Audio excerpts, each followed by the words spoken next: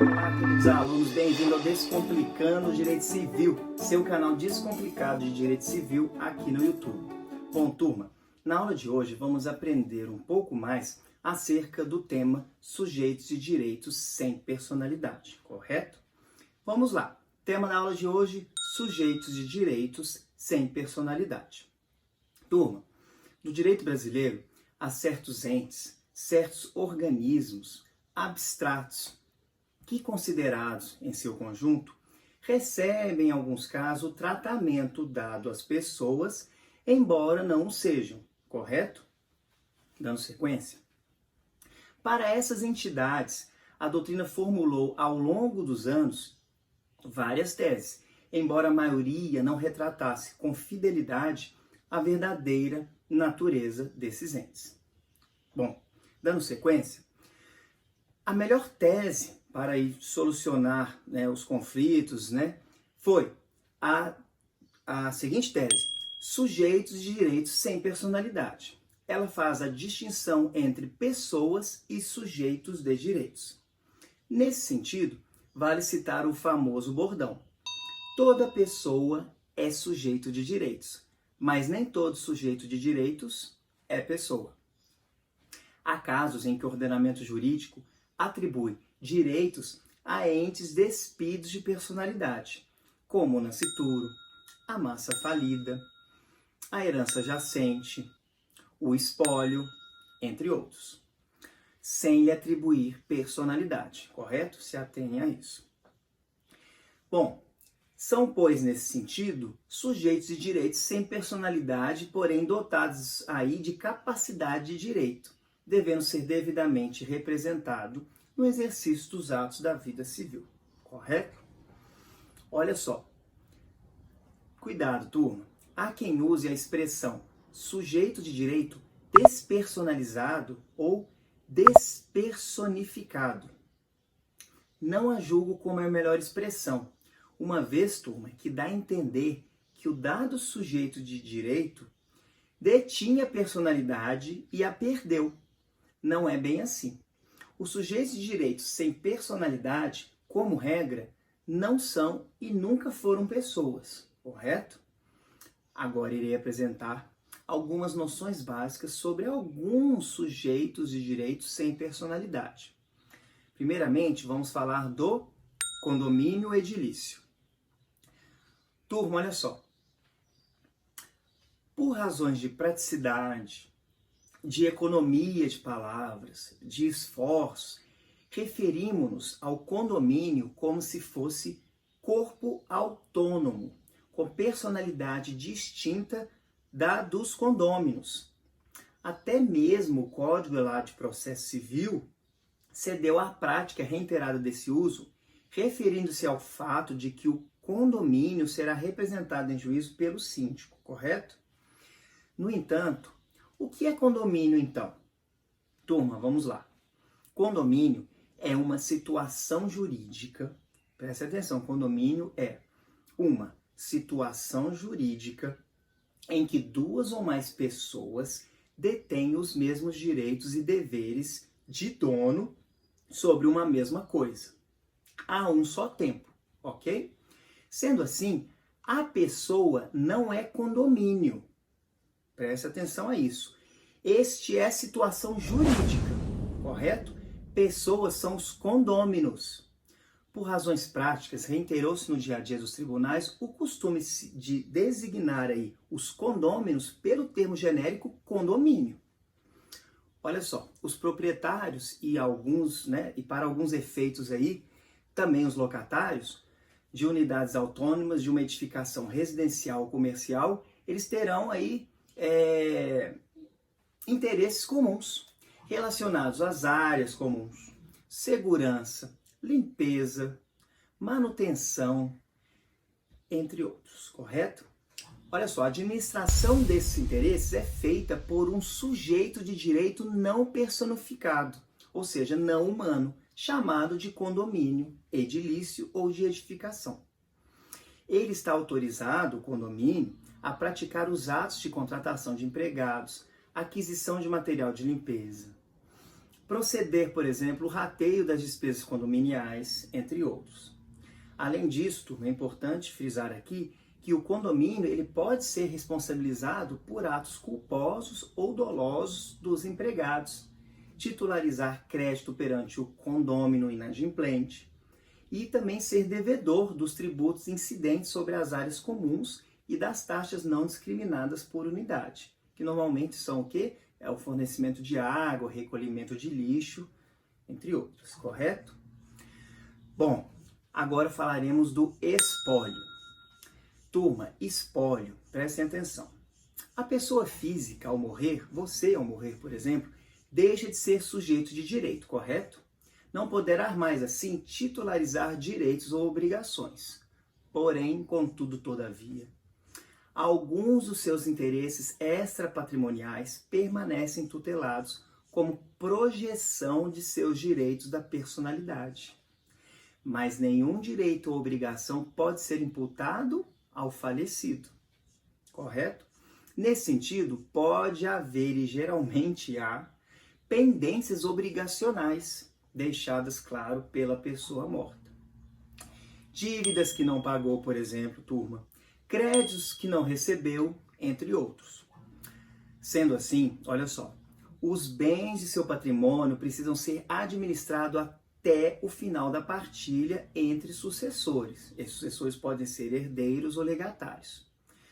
Ora, turma, para cuidar daquelas pendências e administrar provisoriamente os bens do decujus é morto, cria então o direito a um sujeito não personificado. Qual que é o sujeito aí não personificado? O espólio.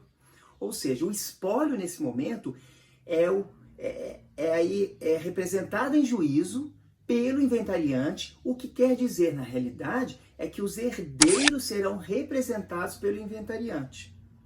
Espólio, então, turma, é, portanto, coletivo de herdeiros, sendo representado pelo inventariante, nomeado pelo juiz, perante a qual tem curso aí o processo de inventário na justiça, tá?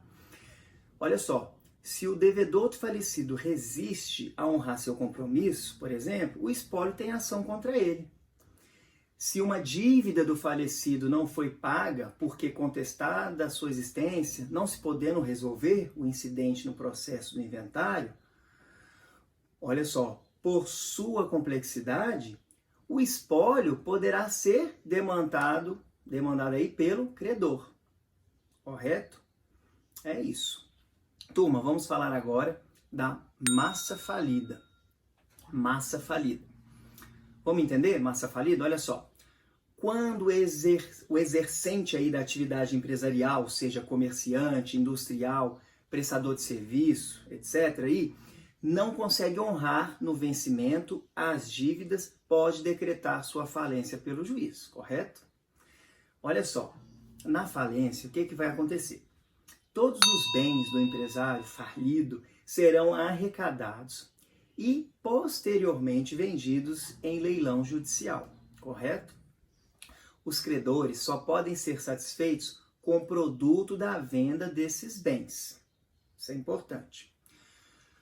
Olha só, como provavelmente não haverá recurso para pagar a totalidade do devido a cada um, procede-se na falência a divisão desses de forma mais justa. Ou seja, os mais necessitados recebem em primeiro lugar, correto? O interesse público ele prepondera sobre o privado. Entre iguais, não sendo possível o pagamento integral, realiza-se o proporcional ao valor de cada crédito. Turma, olha só, então por essa razão, a partir da decretação judicial da falência, os credores do falido passam a ter interesses convergentes, correto? Nesse sentido, para todos eles, será útil a boa administração dos bens arrecadados como forma até de otimização dos recursos aí disponíveis. Olha só, da convergência então de interesses dos credores falidos, nasce um sujeito de direito não personificado, não humano, que é a massa falida, correto? A massa falida está autorizada a praticar todos os atos úteis à administração dos bens arrecadados do empresário falido, claro, tais como contratação de seguro, depósito em armazém apropriado, venda antecipada dos de fácil deterioração, por exemplo, correto? Olha só, a massa falida também passa a ser titular dos créditos do falido. Então, a massa falida ela passa a ser titular aí dos créditos do falido, podendo cobrar os devedores inadimplentes, por exemplo. Sucede também nas obrigações e o substitui em todas as ações judiciais de que era parte, correto? A massa falida, turma, é representada por uma pessoa nomeada pelo juiz, denominada administrador judicial, conforme dispõe a Lei 11.101 de 2005, correto? Sociedade em comum, turma, vamos falar agora da sociedade em comum. Turma, a sociedade para existir regularmente, aí, como é que ela funciona? Para existir regularmente, como já mencionado em aula anterior, deverá ser registrada, exatamente, no órgão indicado pela lei. Se a sociedade empresária, o registro aí deve ser feito aonde? Na junta comercial. Se simples, no registro civil de pessoas jurídicas. E se for sociedade de advogados, como já falamos em aula passada aqui, né? Na ordem dos advogados do Brasil, correto? Caso a sociedade opere sem registro, ela é chamada de sociedade em comum e definida legalmente como não personificada. É também um ente sem personalidade.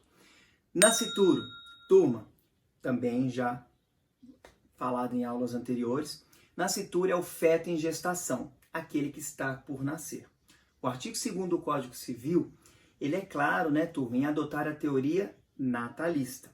Ou seja, a personalidade civil da pessoa começa do nascimento com vida.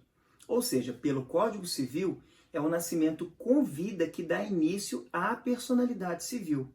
Apesar disso, o nascituro é titular de direitos, conforme dispõe o próprio Código Civil.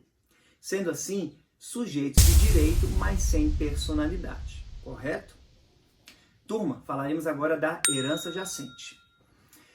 Vamos lá.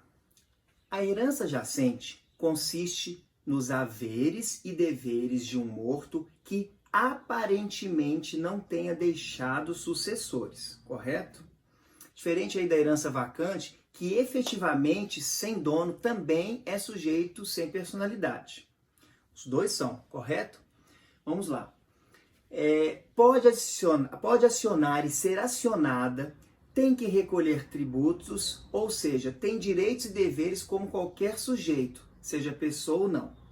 Para melhor compreensão, a herança, consoante entendimento doutrinário, é considerada jacente quando não há herdeiro certo ou determinado, ou então não se sabe de sua existência, ou ainda quando a herança é repudiada.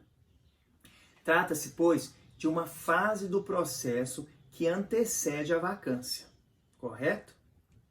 Bom, turma, então como é que isso funciona? Isto ocorre para que o Estado, por que temos o processo, né, da herança? Ocorre aí para que o Estado proteja esses bens até que apareça o herdeiro na herança jacente.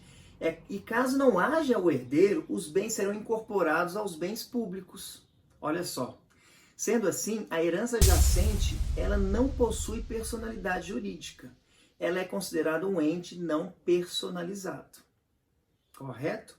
Turma, a aula hoje foi curta, era mais um processo de exemplificação dos entes sem personalidade, correto? Sujeitos de direitos sem personalidade. Ficamos por aqui, agradeço a todos, tenha um bom final de semana. Obrigado.